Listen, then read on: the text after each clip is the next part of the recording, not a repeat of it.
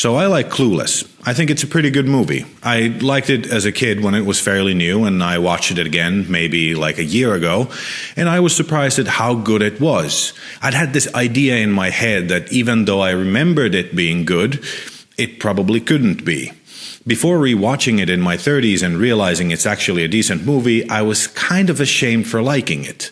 Which is dumb. I grew up watching a lot of 80s and 90s action movies, Hong Kong action, kung fu movies, Norris, Berenger, Stallone, and so on. I was never ashamed of liking those, even though many of them are objectively garbage movies.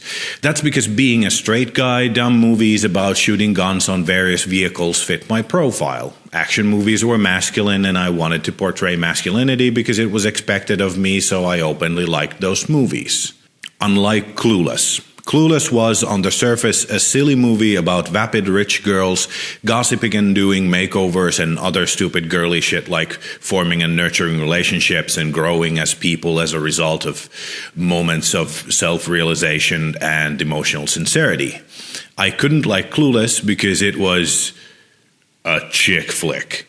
But I did like it. It was a guilty pleasure of mine, and it should not have been. As a side note, whatever is a chick flick anyway? I did a quick Googling, and it's usually defined as a movie that's been targeted at female audiences, typically dealing with human relations like romance and friendship. By that definition, Bill and Ted's Excellent Adventure is a chick flick. And Top Gun is definitely a chick flick.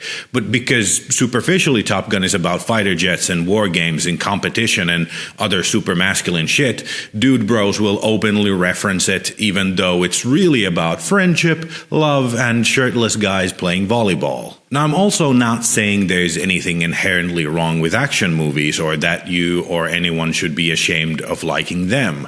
That's the point. You can like what you like and you shouldn't feel guilty about it. At least not simply for liking them. If you like action movies from the 80s and 90s because they're predominantly about straight white men mass murdering people to save a neighborhood or rescue a girl from another hyper-violent psychopath, and because the protagonist is a former Marine or whatever, and therefore his rampant violence and psychopathy is less problematic than that of a shady businessman, you probably should feel guilty. However, if you acknowledge the problematic aspects of old movies, and this includes all genres, and enjoy action movies for the thrills and the spectacle and the inventive ways of destroying all the cars, it's fine.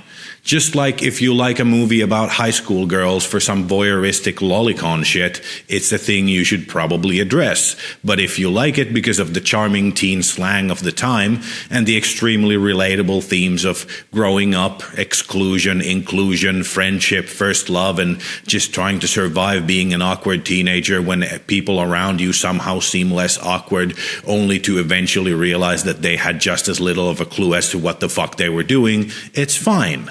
And look, I'm not some authority on film theory, and my opinions aren't any more valid than anyone else's, self-proclaimed expert or not. So, I don't know. Maybe you think Clueless sucks. Maybe you're right. You're not, but, maybe. That's my whole point. You shouldn't feel guilty for liking whatever it is you like. I mean, unless it's like kiddie porn or snuff films or something like that, that's a problem. It goes beyond movies too, of course. If you like Nickelback or the Real Housewives of whatever, that's okay. If some snotty cunt who likes telling everyone he doesn't own a TV and only listens to FLAC files of improvised jazz scoffs at your preferences, you don't have to give a shit. They probably use their laptop they have for writing to watch Britney Spears videos in an incognito window anyway. If people question your movie preferences, whether it's Japanese high school dramas or the fucking Saw franchise, you don't have to explain yourself. You can, if you want to. It's not always a bad idea to explain why you like something, since you might convince someone else to look at it in a new way. But you don't have to. You can tell them to fuck right off. Paul Rudd was in Clueless, and he was just as charming in 1995 as he is now. Also, I just found out that there was a Clueless TV show that featured pretty much the entire original cast, except Alicia Silverstone and Paul Rudd. Funny how the world be like it is.